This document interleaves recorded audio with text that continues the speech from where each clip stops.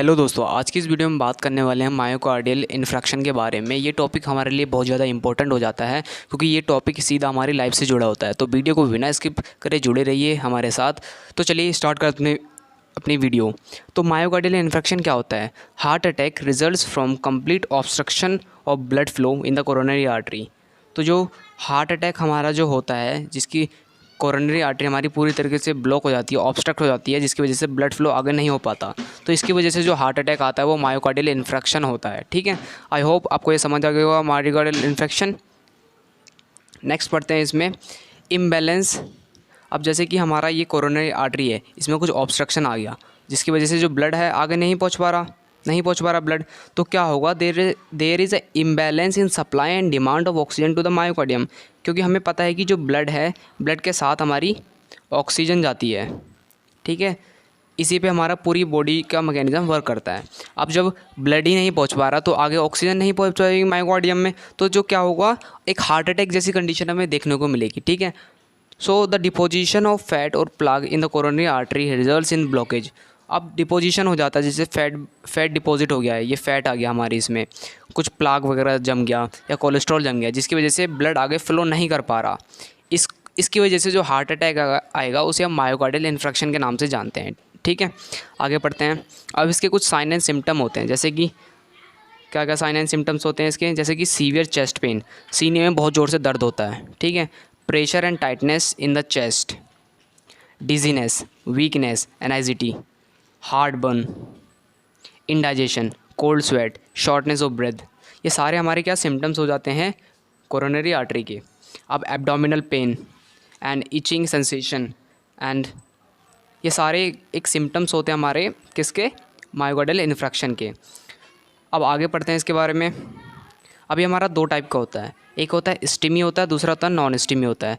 Steamy means क्या होता है? ST segment elevation myocardial infarction होता है, जिसे जैसे कि एज यू नो दैट ये हमारा, आप सब ने ईसीजी की रिपोर्ट तो देखी होगी, इसमें जो पीक्यूआर वेव होती है उसमें एसटी सेगमेंट भी होता है कुछ।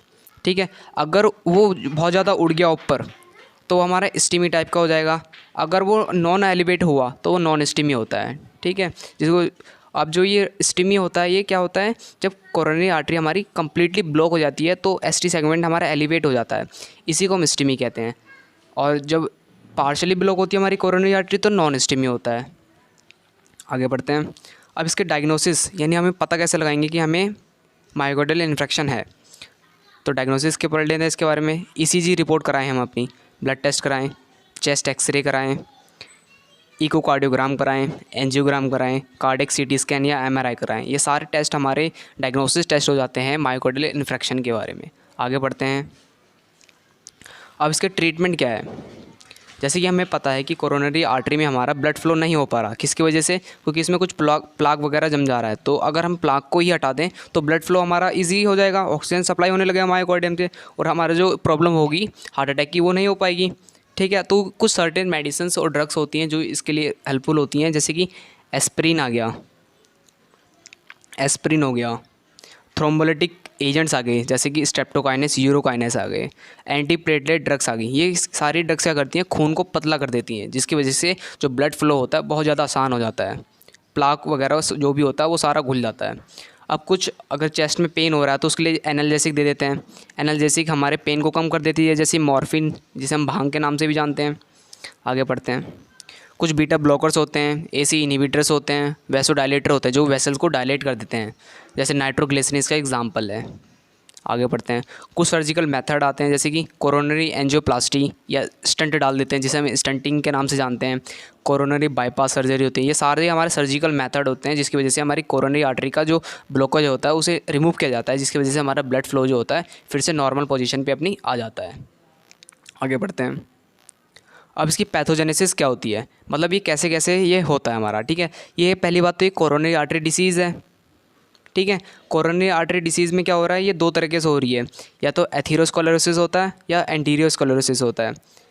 इसका मतलब क्या है कि कोरोनरी आर्टरी की जो वॉल्स हैं या तो वो थिक हो रही हैं या उनमें कुछ ब्लॉकेज वगैरह आ रहा है, जिसकी वजह से प्लाक फॉर्म हो रहा है हमारी उसमें कोरोनरी आर्टरी में। ठीक है, जिसकी वजह से वो लेटर चेंज हो जाएगा हमारा, किसमें, थ्रोम्बस में चेंज हो जाएगा। और जो हमारा डायमीटर होगा कोरोनरी आर्टरी का वो कम हो जाएगा। ठीक है, ये डायमीटर पहले ऐसा था, अब इसमें क्या हो गया, इसमें कुछ प्लाग वगैरह जम गया, तो डायमीटर इसका क्या हो गया, स्मॉल हो गया, छोटा हो गया। ठीक है, फिर क्या होगा, अब हमारा कोरोनरी आर्टरी में एक ब्लॉकेज आ गया। ठीक है, जिसकी वजह से डिक्रीज सप्लाई ऑफ ऑक्सीजन हुई और मायोकार्डियल इस्कीमिया आया, यानी चेस्ट पेन आया। अभी हमारा दो टाइप से होता है, ये स्टीमी होगा या नॉन स्टीमी होगा। अगर स्टीमी या नॉन स्टीमी दोनों हार्ट अटैक के लिए रिस्पॉन्सिबल होता है। आई होप आपको ये समझ आया होगा। जुड़े रहिए हमारे साथ और देखते रहिए हमारे channel in short class. Video अच्छी लगी तो वीडियो को लाइक करें, सब्सक्राइब करें और बेल आइकन को प्रेस करें।